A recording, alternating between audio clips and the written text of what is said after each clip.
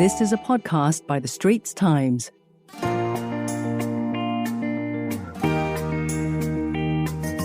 Welcome to Green Pulse, a podcast series by the Straits Times, where we analyze the beat of the changing environment, from biodiversity conservation to climate change. In this episode, we look at how the finance sector, including insurers, can set tougher policies that limit or exclude financing and coverage to fossil fuel-linked firms. By focusing on renewable energy and other low-carbon investments, insurers and asset managers can accelerate the green transition. ST's climate editor David Fogarty hosts his guest based in Paris, Mr. Thomas Couder, Head of Fixed Income Sustainability for AXA IM. This episode is brought to you by AXA Investment Managers, or in short, AXA IM.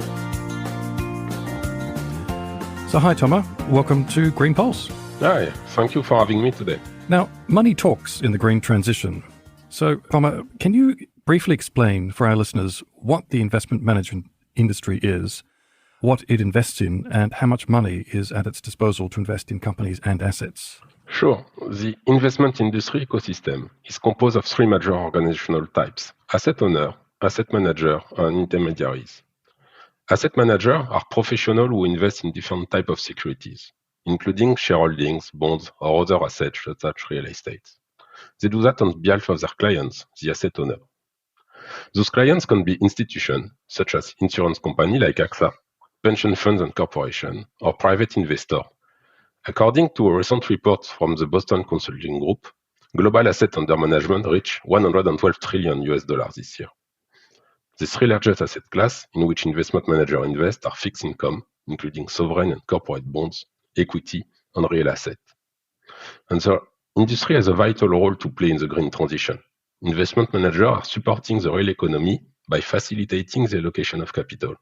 The biggest impact an asset manager can have is to make sure it applies a responsible investment approach, directing finance flows to the development of new products and technology in order to enable the green transition. Now, the investment management sector has faced a lot of pressure to end investments in fossil fuels. So what specific steps are being taken to shift away from dirty energy to drive investments towards green energy?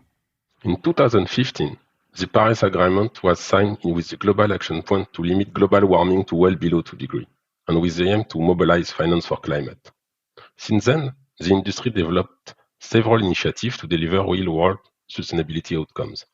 As an example, the Net Zero Asset Manager Initiative, which AXA IM is part, regrouped 291 signatories committed to supporting the goal of net zero greenhouse gas emission by 2050 or sooner. But the world economy is highly dependent on fossil fuels, which represent more than 80% of its energy consumption. According to the Network for Greening the Financial System, this share will have to be reduced to around 30% to reach net zero emission. As such, it's critical to mobilize enough capital and drive investment toward green energy and other climate solutions. Fossil fuels are responsible for an extremely high share of the world carbon emission. The first step is the phasing out of coal. Coal is the most carbon-intensive fuel. AXA and AXA IM already exclude all coal expansion projects from their investment and are committed to exit totally coal before 2030 for OECD countries. The next step, when you dealt with coal, is to engage with the oil and gas industry sector to encourage the integrated oil company to scale up their transition strategies, combining a reduction in emission and development of low-carbon activities. For responsible investors, engagement and dialogue with companies is crucial to influencing not only the net zero trajectory, but also enabling the just and green transition to a sustainable future. The final step, and this is the best part, is to identify and finance the development and scaling of net zero technology or services. Overall, in order to avert a catastrophic climate disaster, global clean energy investments need 4 to 5 trillion annually to be invested in. Yes, so that's an enormous amount of money. And it sort of begs the question, is the investment management sector on track to achieve deep emissions cuts across all assets under management, or does it still need to step up action? So in its stated policy scenario, a scenario where no major additional policies are adopted, the IEA estimates that the temperature could rise by 2.5 degrees at the end of the century. So no, David, today we can't say that we are on track to deliver the emission reduction compatible with the objective of the Paris Agreement. The good news is that in latest outlook, the IEA is for the first time forecasting a peak in global demand for each fossil fuels. We already reached the peak in coal use. Demand for natural gas is peaking before the end of the decade, and the rising sale of electrical vehicles means the oil demands level off in the mid-30s. To limit the devastating effect of climate change, all stakeholders should definitely step up their action. But it's important to keep a link between investment portfolio and the real economy. Today, we are witnessing a misalignment between asset managers aiming to cut portfolio emission by approximately 50% by 2030 and the continuing rise of greenhouse gas emission worldwide. We are recording this podcast only a few days after the end of the COP27 in Egypt. And unfortunately, again this year, negotiators failed to reach a deal on greater cuts to emission and did not agree on phasing out of fossil fuel. Accelerating the transition to net zero requires significant collaboration and shared responsibility between the private and public sector. Success in the delivery of a sustainable economy cannot be achieved by green finance alone.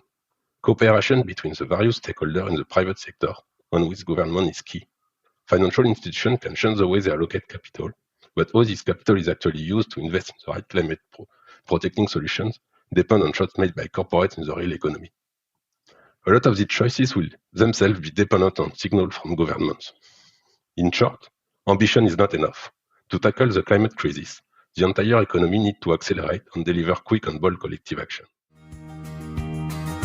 Find us on Apple, Spotify, Google Podcasts, or via the Google Voice Assistant and Amazon Alexa-enabled devices.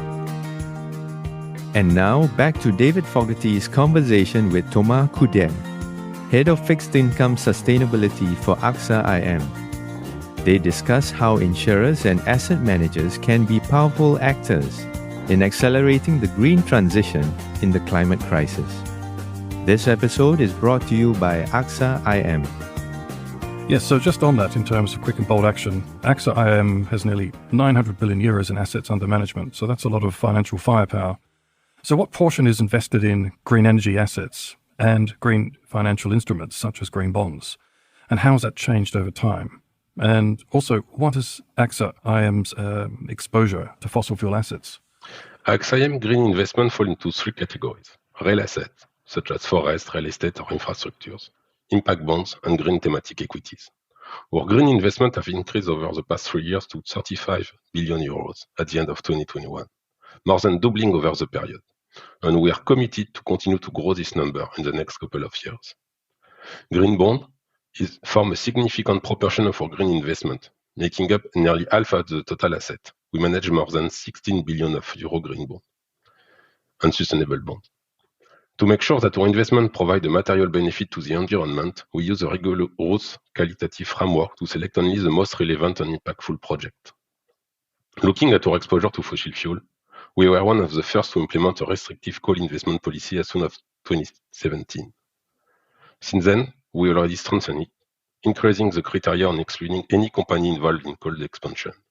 We committed to exit all coal investment before the end of the decade for OECD countries and before 2040 for the rest of the world. To transition away from oil and gas products, credible alternatives have to be invented. Our existing alternatives need to be scaled up.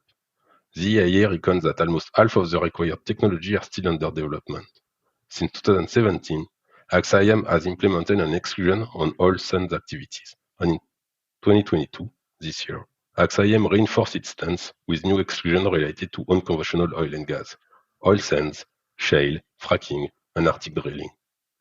Our exclusion policy defends what we consider unacceptable, as we seek to help to meet global environment challenges.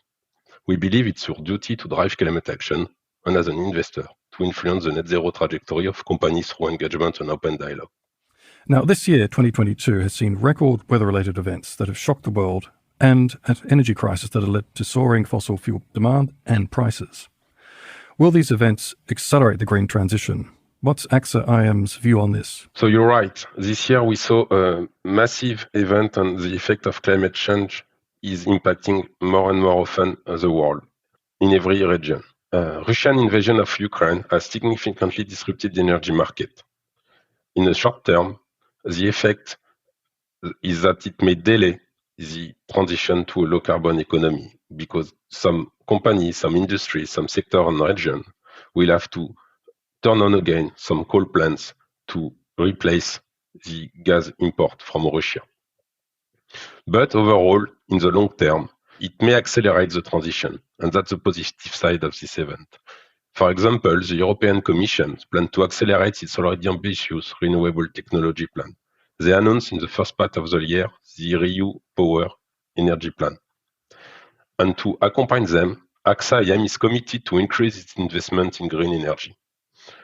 We already reached the target of commitment in green investment that we put ourselves for 2025, and we will commit to increase it again in the next couple of years. A lot of sector needs strong investment, both in existing solution, but also to find and innovate in some sector to replace current fossil fuel usage. Now, as a final question, and of course you referred to this earlier on, the COP27 failed to agree on phasing down of all fossil fuels. So basically the conference ended with a very weak signal on what the world should do with regards to fossil fuels. But do you feel there is stronger action outside the UN process that gives you hope? And does AXA IM see growing investment opportunities in green investments? Yes, unfortunately this year, we saw the same conclusion that's in COP26 in Glasgow. Countries failed to, or negotiators failed to agree on a phasing out of coal or fossil fuel in general. But not everything is lost. As I said in the previous question, I really believe that collaboration is key to tackle climate change.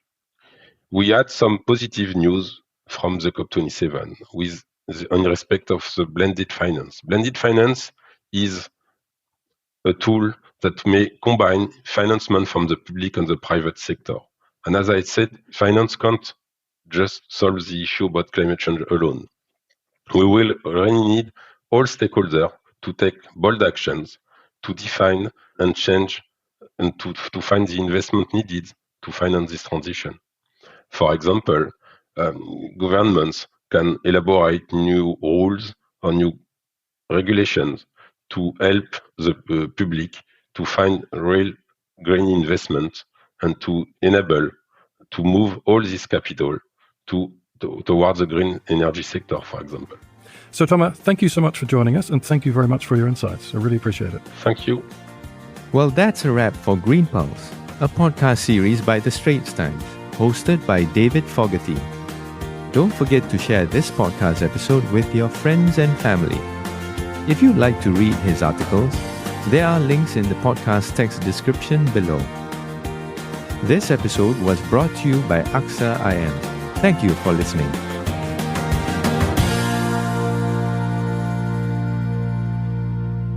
That was a podcast by the Straits Times. Send your feedback to podcast@sph.com.sg. Find us on Apple, Spotify, Google Podcasts, or via the Google Voice Assistant and Amazon Alexa-enabled devices. For more podcasts by the Straits Times, the Business Times, and Money FM 89.3, you can also download the Audio by SPH app. That's AWEDIO.